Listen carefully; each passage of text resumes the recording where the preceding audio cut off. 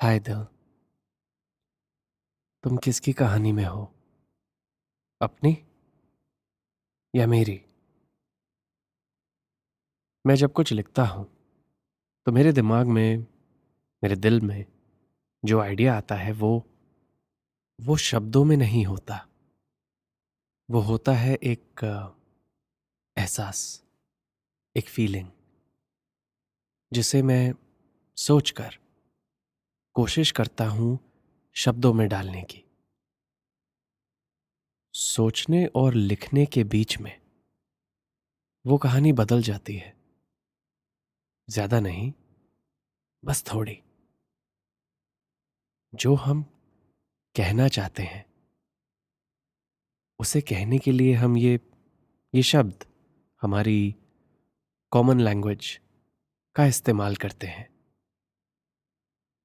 और जब हमारी सोच से जुबान तक आने में ही कहानी बदल जाती है, तो तुम्हारे कानों से तुम्हारी सोच तक पहुंचने में और कितनी बदल जाती है वो।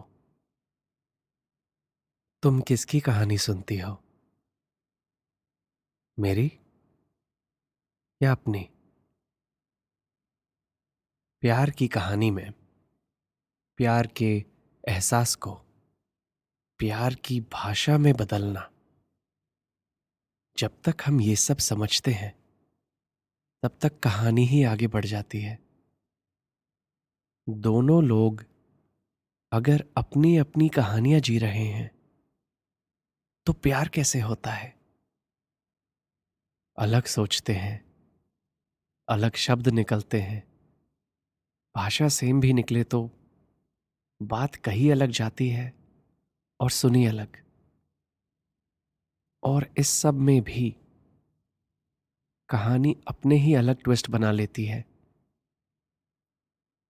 अब वो ट्विस्ट हमने लिखे हैं या हालात ने? मेरी कहानी के हैं या तुम्हारी? ऐसे सवाल बिना जवाब के घूमते रहते हैं हमारे दिल में। ये बात कुछ ज्यादा आगे नहीं चली गई? चलो फिर से रिवाइंड करते हैं।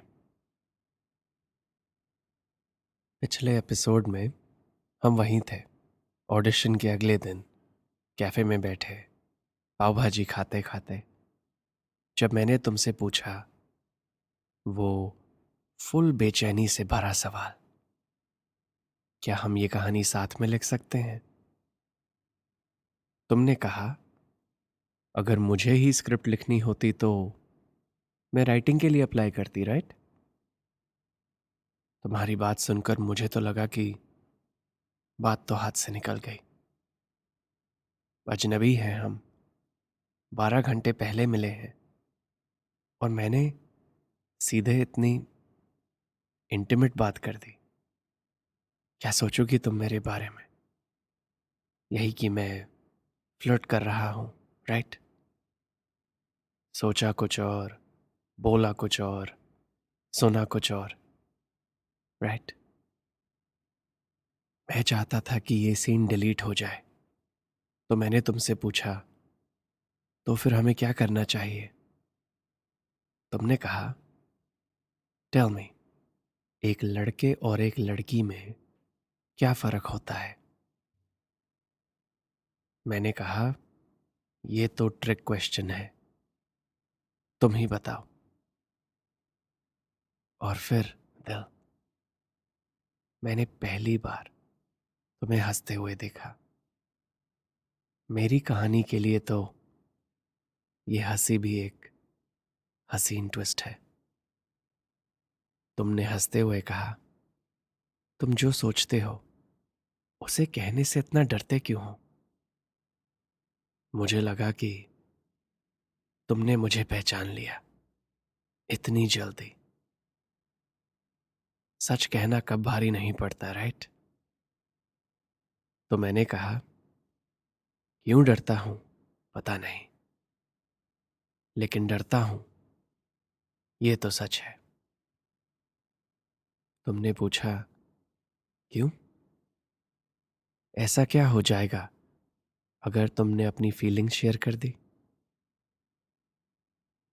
और फिर मेरी सोच और ज़बान ने मिलकर एक बात लिखी और कह दी कि अगर सब कह दिया तो तुम सब जान जाओगी, मुझे जान जाओगी, और फिर शायद तुम्हें मुझ में कुछ खास नहीं दिखेगा और मैं फिर से तुम्हारे लिए गुमनाम हो जाऊंगा। मेरा ये कहना ये वो वाला ट्विस्ट था जो हालात नहीं, हम खुद बनाते हैं। तुम कुछ देर चुप रही, जैसे कि मुझे पहली बार देख रही हो, परख रही हो, जान रही हो। तुमने मुझसे पूछा, तुम ये सब क्यों नहीं लिखते हमारी कहानी में? क्या तुम ये सुनना चाहती हो? मैंने पूछा। फिर तुमने मेरी आंखों को ढूंढ कर उनसे कहा, लड़कियां भी ऐसे ही सोचती हैं। शायद फर्क यही है कि हम अपने आप को ऐसे सोचने से रोकती नहीं हैं। हम मान सकते हैं कि डर लगता है प्यार करने से।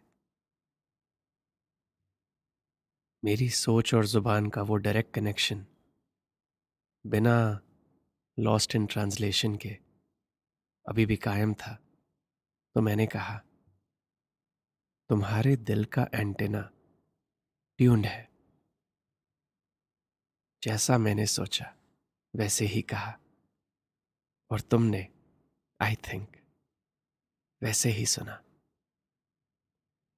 क्योंकि फिर तुमने कहा, यही है हमारा टॉपिक।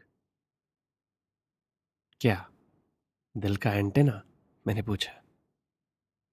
हाँ, और ये कि प्यार में होना मतलब किसी से अपनी ट्यूनिंग, अपनी फ्रीक्वेंसी मैच करना होता है।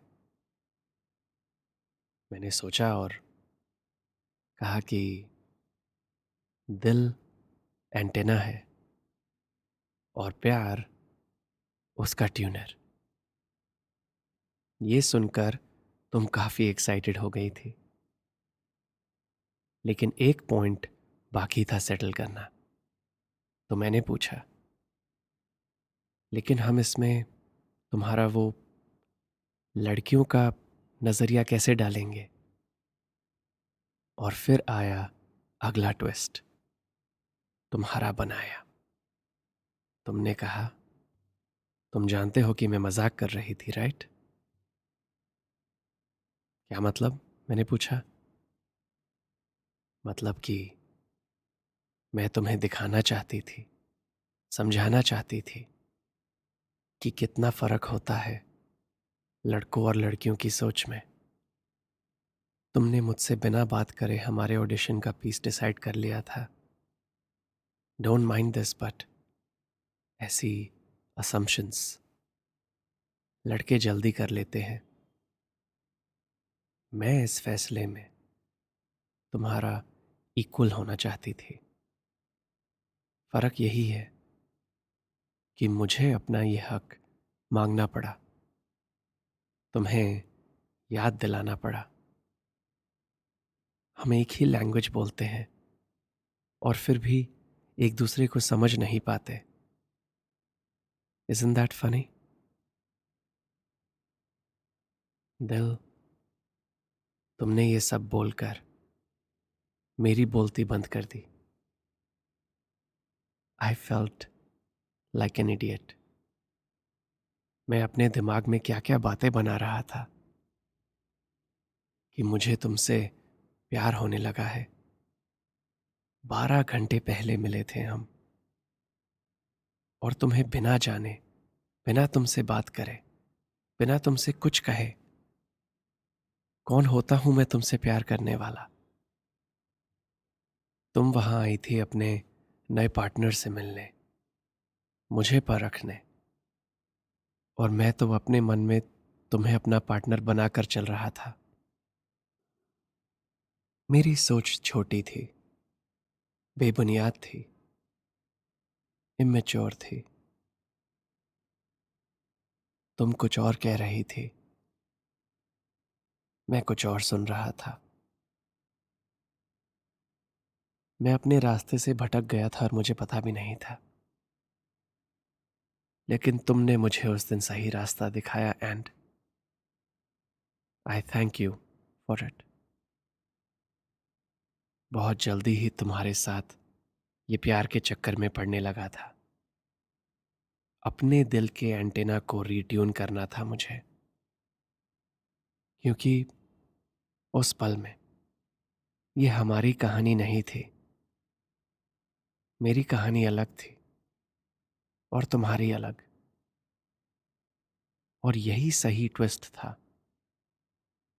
क्योंकि वो रीट्यूनिंग करते ही मेरा ध्यान फिर से हमारी ऑडिशन पर आया। पहले काम पर फोकस करना था, और फिर भी अगर वक्त मिला तो प्यार को मौका देंगे। और वहां कैफे में तुम्हारी बात सुनते हुए मैं तो स्पीचलेस हो गया था। तुम्हें जरूरत नहीं थी मुझसे इतनी पेशेंस के साथ बात करने की। दिल, you chose to be nice to me. नहीं भूलूंगा मैं कभी ये। तो मैंने तुमसे माफी मांगी, लेकिन तुमने मुझे रोका और कहा कि जो मैं नहीं जानता था उसके लिए मुझे सॉरी फील नहीं करना चाहिए, लेकिन अब जब जानता हूं, नहीं भूलूंगा, मैंने कहा। और फिर हमारी क्लास का वक्त हो गया। हमारे रास्ते अलग थे उस दिन। तो मैंने जाते जाते तुमसे पूछा कि अब जब आइडिया मिल गया है, क्या तुम मुझ पर भरोसा करके मुझे एक मौका दे सकती हो तुम्हारी आवाज में इस कहानी को लिखने का। तुमने बस अपना सर हिलाया और अपने रास्ते चलने लगी। मैं वहीं खड़ा रहा, और एक सेकंड बाद तुम वापस मुड़ी। तुमने मुझे देखा और तुमने कहा, इससे बड़े रिस्क तो लोग प्यार में ले लेते हैं, ये तो सिर्फ एक ऑडिशन है। तुमने मेरे जवाब का इंतजार नहीं किया और वापस मुड़कर अपनी क्लास की तरफ चली गई। हमने डिसाइड किया था कि 2 दिन बाद वहीं मिलेंगे। मेरी कहानी रेडी होगी तुम्हारे अप्रूवल के लिए। 2 दिन थे मेरे पास कुछ ऐसा लिखने के लिए जो मैंने पहले कभी सोचा ही नहीं था। जो भाषा मैं पहले से जानता हूं उसी को एक नए तरीके से सीखना था मुझे। लेकिन डर काफी कम था इस बार, क्योंकि कुछ एक्स्ट्रा दांव पर नहीं लगा रहा था मैं। एक मोमेंट में और मोमेंट्स का प्रेशर नहीं डाल रहा था मैं। तो लिख दिया मैंने सब, दिल के एंटेना के बारे में, प्यार की ट्यूनिंग के बारे में, भाषा के बारे में, अपनी सोच से सामने वाले की सोच के बीच में हुई गलत फहमियों के बारे में, लड़कों और लड़कियों के उल्टे सीधे नजरियों के बारे में। और फिर 2 दिन बाद मैं वापस पहुंच गया उस कैफे में। Friday evening 7 PM। और फिर 7 के 8 बजे, 8 के 9, 9 के 10, और तुम नहीं आई। ये ट्विस्ट मैंने तो नहीं लिखा था। मेरी कहानी में तुम्हारी अहमियत बढ़ती जा रही थी, लेकिन मैं तुम्हारी कहानी में था भी कि नहीं। शायद कुछ बातें रिवाइंड में ही समझ आती हैं। तुम्हारी कहानी में क्या चल रहा था उसे जानने के लिए मुझे थोड़ा और इंतज़ार करना था। वैसा ही इंतज़ार आप सब सुनने वालों को भी करना पड़ेगा अगले एपिसोड के लिए। आप सुन रहे हैं दिल्ली यूनिवर्सिटी का midnight radio. It's Saturday night और ये है तुमने किसी से कभी प्यार किया है।